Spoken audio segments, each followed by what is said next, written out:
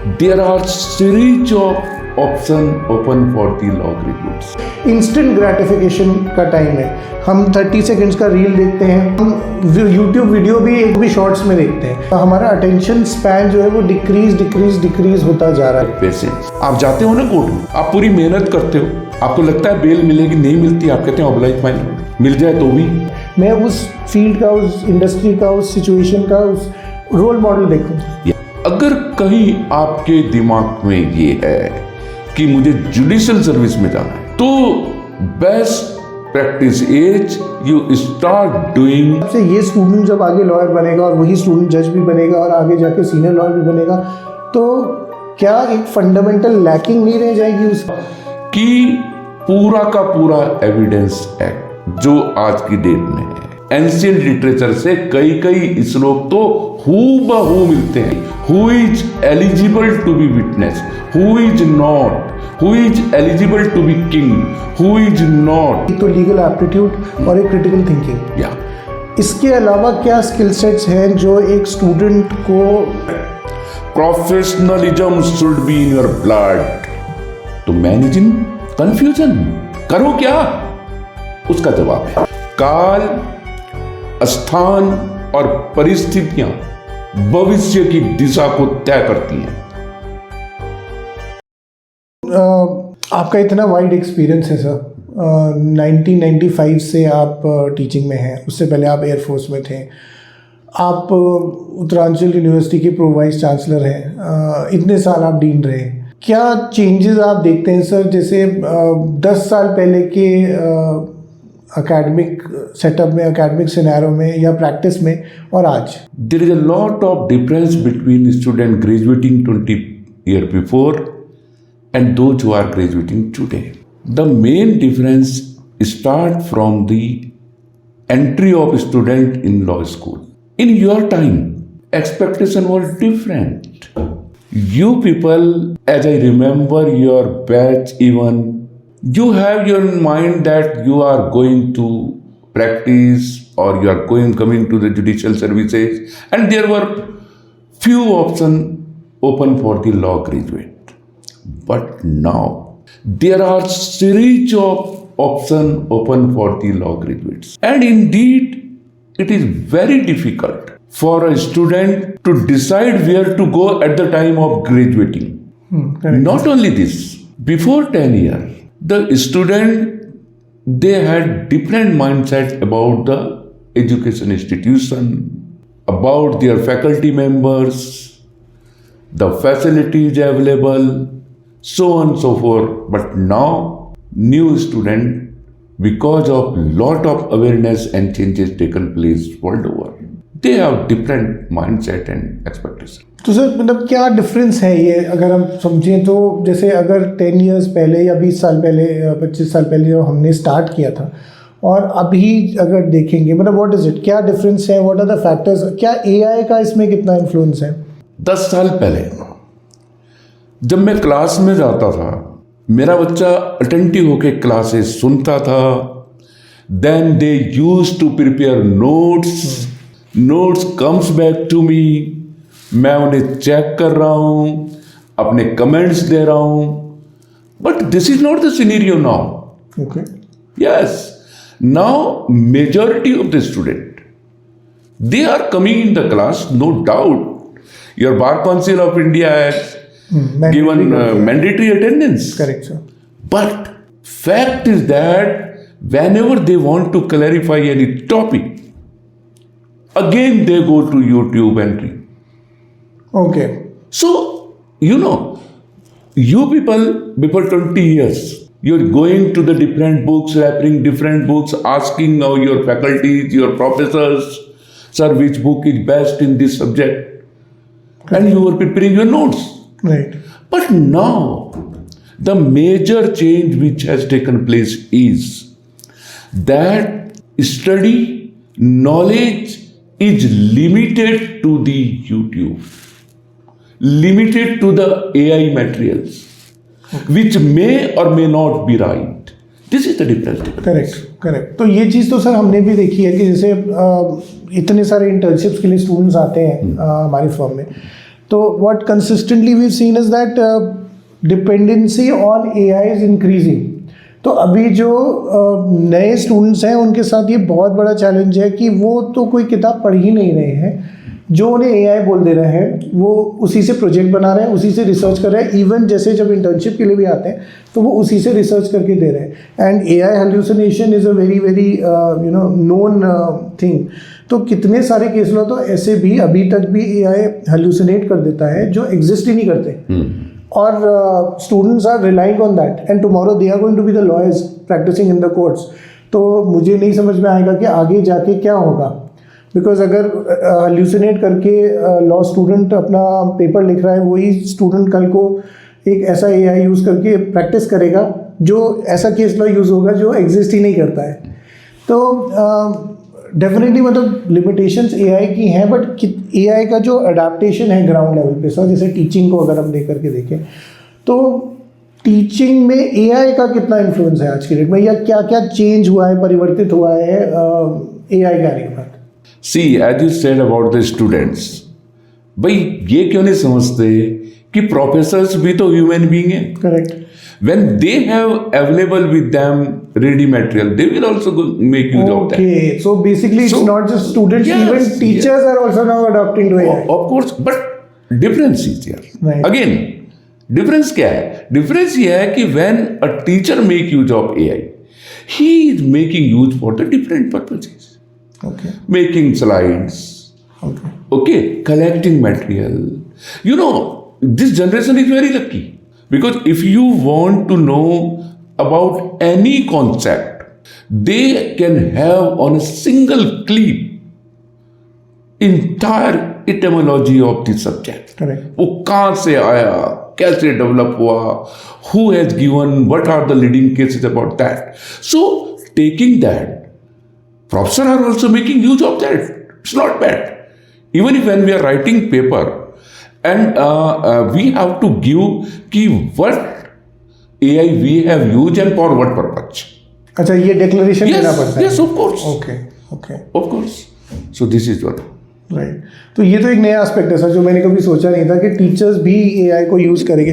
But जैसे sir हमारे time पे क्या था कि हम लाइब्रेरी में जाते थे, जो लाइब्रेरी की किताब थी वो निकाल के फिर हम अपना रिसर्च करते थे manual. Obviously that research thing has changed overall for everybody, but as a student of law आपको नहीं लगता कि एटलीस्ट इनिशियली वो कॉन्सेप्ट समझने के लिए या प्रिंसिपल ऑफ लॉ समझने के लिए, हो सकता है कि जो मेमोरी वाला पार्ट है कि आपको साइटेशन नहीं याद या किस लॉ में क्या लिखा है वो आपको नहीं याद, तो उसमें AI आपको हेल्प कर देगा।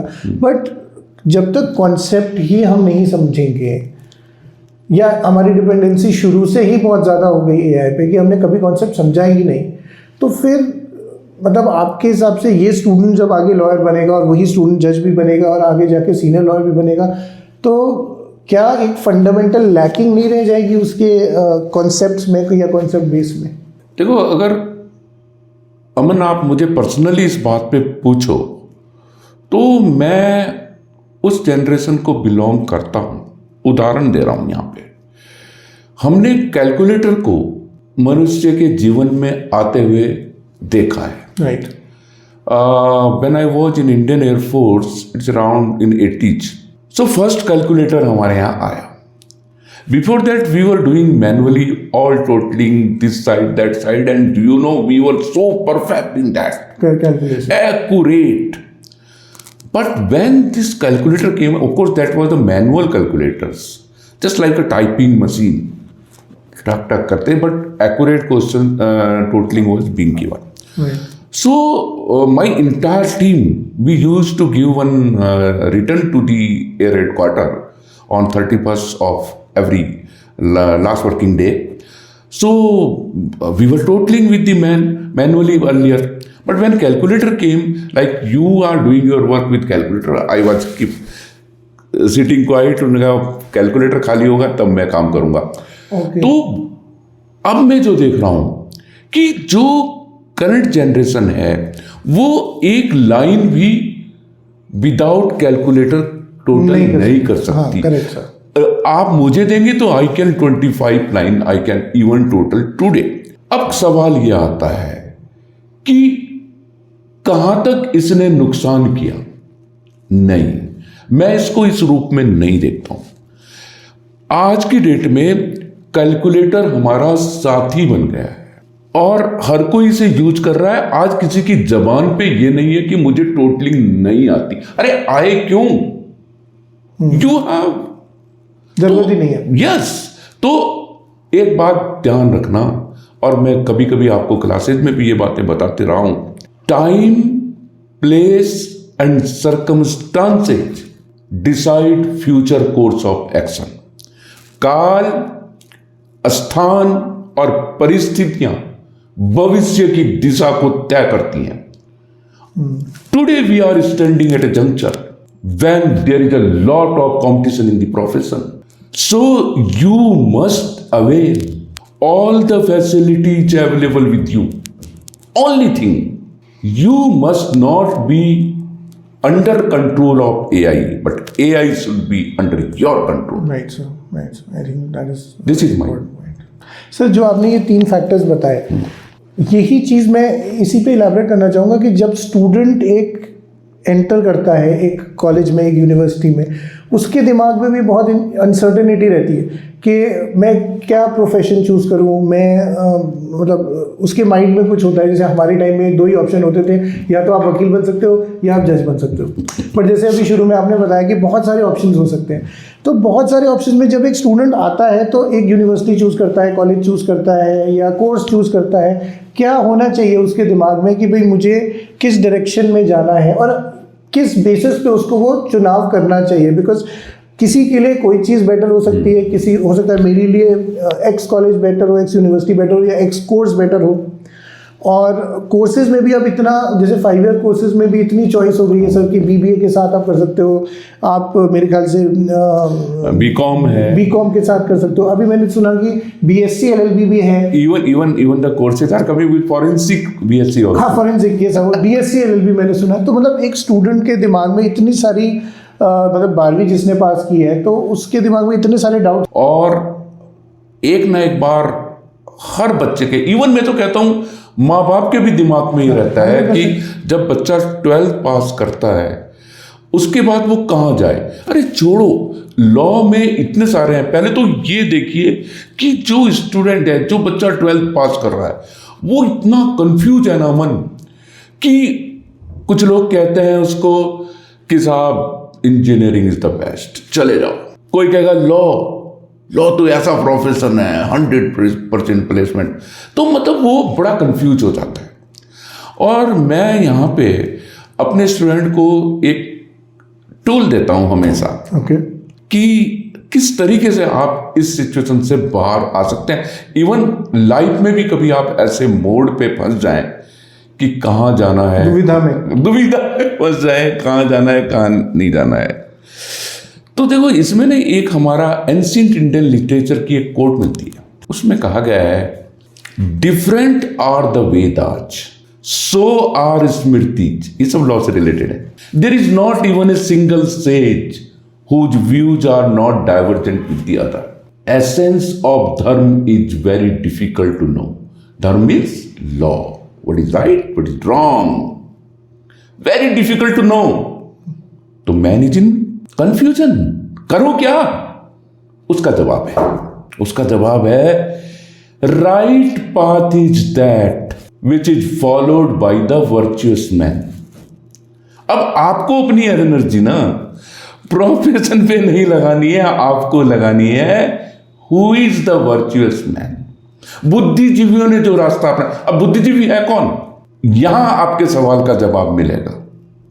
मैं जब कोई प्रोफेशन की तरफ जा रहा हूं तो मुझे देखना है कि who is the successful person in that profession. If a student who is today graduating from your school and he see that my senior, Mr. Raman Rao, during this 20 years, at the top of his profession, being a partner of renowned law firm of Uttarakhand, Rub and Rub Associate, and he has series of juniors work like that, name, fame. So you become virtuous person for him. Now that person is to see which path has been followed by you. Forget about any person. If your father is your hero, right, see what path he has followed. Follow that. क्यों confusion में पड़ रहे हो आप? वो देखिए ना कि वो आपकी फिजिबिलिटी है। उस रास्ते पे चलने के लिए हम तैयार हैं कि नहीं और काबिल हैं कि नहीं। और मैं देखिए, I have quoted it from the ancient Indian literature, right, लेकिन ये ब्रिटिशर्स पे भी फिट बैठता है। They never want to divert from the path of their ancestor till it become impossible to walk over that. क्योंकि जो अनुभव से नापे हुए रास्ते हैं वो गलत नहीं होते। तो वहां अपनी एनर्जी लगा करके आप कोर्स को लीजिए। तो मतलब सर, अगर मैं जैसे इसको समराइज करूं तो एक स्टूडेंट हूं, अगर मैं जैसे 12वीं से कॉलेज में जाना चाह रहा हूं तो मैं ये सोचूं कि भाई मुझे इवेंचुअली क्या बनना है, मैं उस फील्ड का, उस इंडस्ट्री का, उस सिचुएशन का, उस रोल मॉडल देखूं। यस, और फिर उसके पाथ को रिट्रेस करते हुए या रिट्रेस करने का प्रयास करूं। बिल्कुल ठीक है। ये अगर माइक्रो लेवल पे आ जाए कि मैं लॉ में ही सोच रहा हूं, है ना, Right. लॉ में ही सोच रहा हूं। देखो मैं आपको बताऊं, इस जनरेशन के पास में rather they are very lucky, they can have the entire information about a man, एक क्लिक के ऊपर प्लांट के बारे में ही पता चल जाता है, एवरीथिंग दे हैव ना। करेक्ट। तो नाउ थिंग इज दैट कि माइक्रो लेवल पे मेरा जो अपना अनुभव है, I can tell you about Law College Dehradun of Uttaranchal University. If 100 students are graduating, out of that, around 20% students are trying for judicial services, either or civil services, or any government secure service. But I said 20%. Then around 10% students are opting for higher education, sometimes 15 also. Like masters in law. हाँ, Yeah. Either in India or abroad. Okay. Then there are few students, they are opting to practice in corporate sector. उनका भी around 15 to 20% का ratio है। एक student हमारे देश में ऐसा है जिसके पेरेंट ने बड़ा लोन लेकर के उसे एजुकेशन दी, आज वो पढ़ रहा है और उसके पेरेंट को लग रहा है कि पास आउट होते ही will start paying the instalment. वो बच्चा कहता है कि सर मुझे जॉब चाहिए, एलपीओ में दे दो ना, कहीं भी दे दो ना। He can not waste. ये एक एस्पेक्ट है। अब एक मेजॉरिटी आती है जो अब थोड़ी बढ़ रही है, पिछले 3-4 सालों से मैं देख रहा हूं, अभी 20 to 25% वो कहते हैं कि sir we will go for the court practice, litigation. तो ये एक मेजर एवेन्यू ओपन है। इसके अलावा छोटे छोटे बीच में और हैं, लाइक कुछ 3-4-5% से we are meant for the defence, जज advocate in the army, navy और एयरफोर्स, ठीक है, ये उस तरफ किए जाते हैं। तो ये एवेन्यूज ओपन है। राइट सर, अगर ये तो हमने बात की नए वाले स्टूडेंट्स की जो बच्चे कॉलेज में एंटर कर रहे हैं, बट अगर हम आगे देखें उनकी तरफ, जैसे जो 4th ईयर में बच्चे हैं या 5th ईयर में बच्चे हैं, और जैसे जिन बच्चों से मैं इंटरेक्ट कर पाता हूँ जैसे इंटर्नशिप के दौरान, तो मैंने देखा है कि उनके दिमाग में भी एक अलग टाइप की अनसर्टेनिटी है। अब उन्हें ये नहीं पता कि मैं इसके आगे प्रोफेशन में जाऊं, कि मैं लिटिगेशन में जाऊं, कि मैं जुडिशरी की तरफ जाऊं, कि मैं एकेडमिक्स की तरफ जाऊं। फिर उन्हें ये नहीं पता कि मैं कैसे इंटर्नशिप्स प्लान करूं, कहाँ पे इंटर्नशिप्स करूं। उनकी अनसर्टेनिटी को एड्रेस करने के लिए मतलब हम क्या कर सकते हैं? देखो अमन, at the time of graduating either in 4th year and 5th year, that is not the right time to decide internship, what I feel. Okay. And what I am doing in my school, in the first year itself, if somebody says that I have no option, I will go only and only in the corporate sector, बहुत बारीक बात बता रहा हूं आपको, वहां से उसका प्रोफेशनलिज्म स्टार्ट हो जाना चाहिए। से फॉर एग्जाम्पल उसने एक लिंक्डइन का एक अपना अकाउंट बनाया. Now he should start following the people who are in that particular field. Correct. उनके पेपर पढ़े, अपने काम को उन्हें टैग करे. और मैंने देखा है कि बहुत सारे स्टूडेंट ऐसे हैं जो अपनी मंजिल को इस रास्ते से भी पकड़ लेते हैं. Say for example, if your law firm is particularly working for the particular side like banking laws, and there is one student who is following you, who is writing papers in banking law, SARPC पे काम कर रहा है, बारीक paper लिख रहा है, case दे रहा है, आपको टैग कर रहा है, कहीं ना कहीं तो आपके दिमाग में आएगा कि यार he is the person. And when he applies for internship with your firm, तो डेफिनेटली अब उसे ना अपना फर्स्ट ईयर तो नहीं कहूँगा, फर्स्ट ईयर तो मैं कहता हूँ एनजीओ और कमीशंस और सेकेंड ईयर ऑनवर्ड उसे अपना करियर उस तरफ बनाना चाहिए. ये एक चीज़ है. लेकिन अगर आपको लग रहा है कि साहब मैं कुछ लोग ऐसे भी होते हैं जो बहुत सारे रास्ते खोल करके रखते हैं अपने पास, उनके लिए एक डिजाइन है कि साहब फर्स्ट ईयर में हम किसी बहुत अच्छे एनजीओ में जहाँ लीगल काम हो रहा हो, SC/ST commission, women commission, child welfare department, legal services authority, इनको हम देखते हैं. सेकेंड ईयर ऑनवर्ड वो फिर कोर्ट की तरफ जाना शुरू करते हैं. ठीक है. तो अगर उसे प्रैक्टिस ही करनी है तो फिर मेरी तो राय होती है कि all the 5 internship they should be either in the good firm और in the court itself. But sir बहुत सारे स्टूडेंट्स ऐसे भी हैं जो अनसर्टन है, जैसे उन्हें नहीं मालूम कि मुझे क्या जाना है. जैसे ये उदाहरण उस पर तो परफेक्टली एप्लीकेबल है जो पहले से ही डिसाइड किए हुए हैं कि मुझे जाना है. बहुत सारे बच्चे ऐसे हैं जो लॉ ज्वाइन करते समय उन्हें क्लैरिटी नहीं है, या बीच में जो मार्ग उन्होंने सोचा था उनके लिए सही है, बट शायद वो ट्राई किया, उसका टेस्ट किया, तो उन्हें लगा कि नहीं, this is not my cup of tea, now they want to switch. ऐसे स्टूडेंट्स के लिए मतलब जो अनसर्टनिटी है और जो कन्फ्यूजन है उसके लिए उसको कैसे एड्रेस कर सकते हैं? बहुत से नहीं, मैंने इसके ऊपर स्टडी करने की कोशिश करी है. To be very frankly 10% student ऐसा है कि if he is graduating today, tomorrow degree will be in his hand and he do not know what to do in my life. And this a very good question you have asked. Now for such type of student I will tell you कि it depend not only on the student, but at the same time his parent, guardian, those who are supporting him. See, if you want to go in the practice, you better know it. At least 3 years he has to struggle minimum. Correct. मतलब हमारे parents के time पे 10 साल बोलते थे, फिर हमारे time पे 5 साल बोलते थे, अब 3 साल है. 3 साल हो गए है ना. तो क्या उसको वो बैकअप है? One thing. Secondary thing, if you want to join in industry, जैसे कि pass out senior pass out like you जो मुझे बताते हैं बच्चे कि what is the requirement of the industry, क्या वो उन पे फिट बैठ रहा है, इंटर्नशिप उसने उस तरह की है, नहीं तो फिर उसके पास ऑप्शन क्या बचता है? उसके पास तो ऑप्शन फिर एक ही बचता है कि भाई या तो वो किसी सीनियर के साथ में काम करना शुरू करे.